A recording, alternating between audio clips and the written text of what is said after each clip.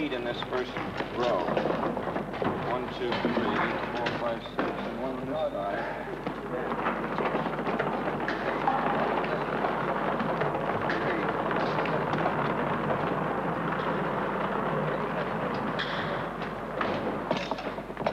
Then we can go to the black chairs.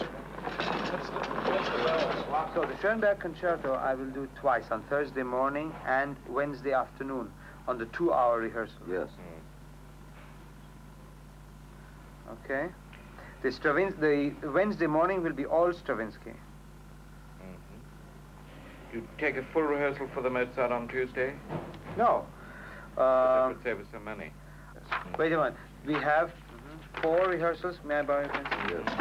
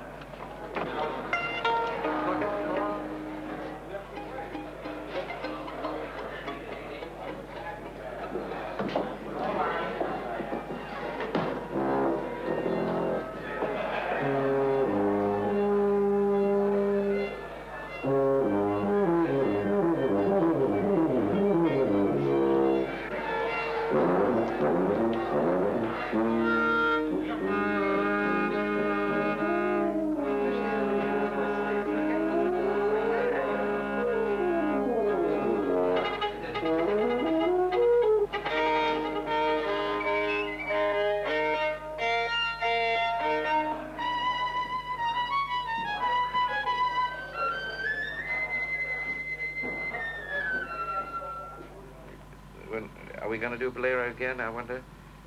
If we do Tzigane, should we do Bolero again? You know, our record will be out. It'll be, you know, about Bolero again? After tonight, I never want to look at that ever again. Ever again.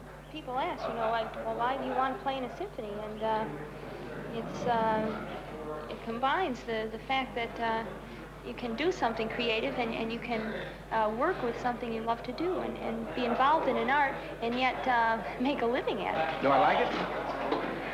It's all I've ever done all my life, so I guess I like it. It's like anything else. It takes a little bit of talent and a lot of work. I have a degree in business, and I thought I might sell bonds, but I'm glad it didn't work out that way.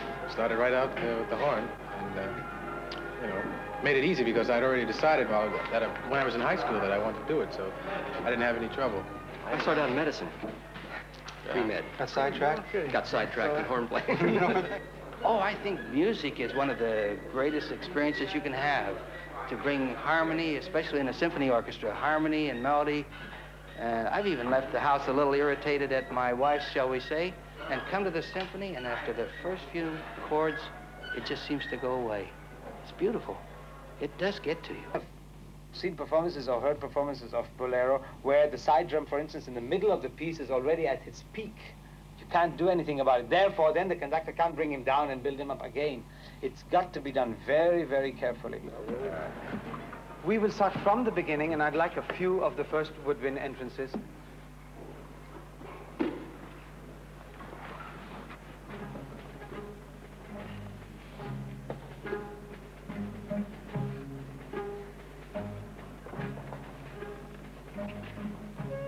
Bolero starts out, of course, with just one big flute solo, and it's very soft, but it must project. You've got one little instrument, you've got to project out. So it's very slow and very steady, and you must keep it moving all the time. So it starts out.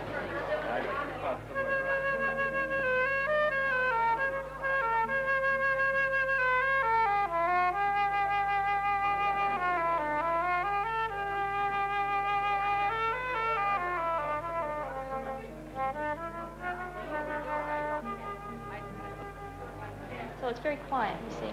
And then what Ravel has done is just built up and built up on this one tiny little theme, this one very soft tone color, until at the end you're just crashing. Mrs. Giles, can you actually hear the awfully soft? All right. Just play a little more at the bar before she comes, because she doesn't quite enter right with you.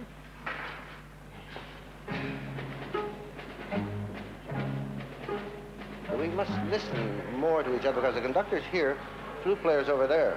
So I can't very well look over there and look at the conductor and play at the same time.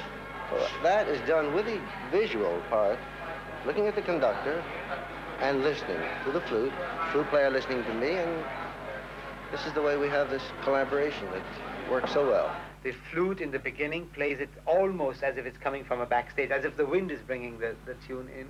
It's very sexy. Yeah, and the bassoon plays it out. So bassoon actually makes it the sexiest.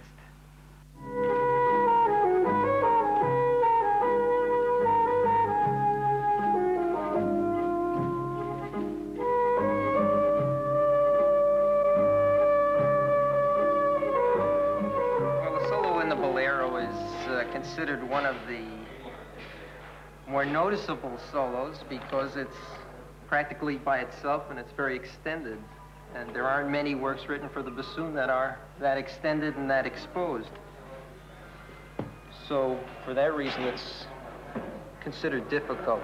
And also because it's quite high and the fingerings are tricky, and then when you're under pressure, it gets you nervous. So it's considered a hard solo. It's easy in your own bathroom or bedroom, but when you get in front of all your colleagues and in front of an audience and then in front of the tape machine where they say, one time through, this'll have to be it, then you get nervous.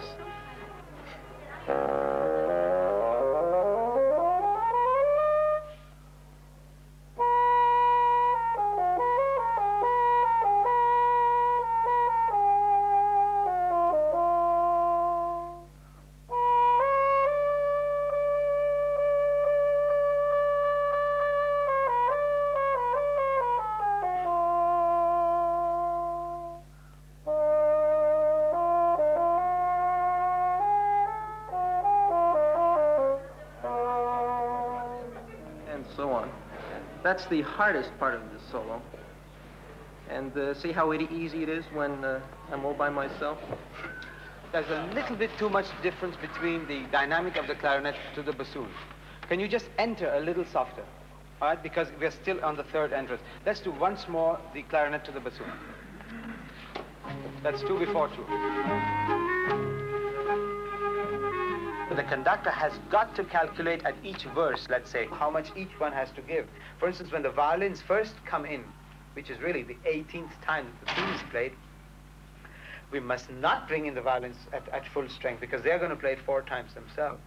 Tutti, 2 before 16. When our entrance does come, if I just sit there and go, well, you're going to find the whole section doing that. Whereas if, when the entrance comes, you go, you'll find that they will all come in and you'll get that tremendous sound from the string section. All right, let's start at 12 again. 12. 12 right here. You are perfect.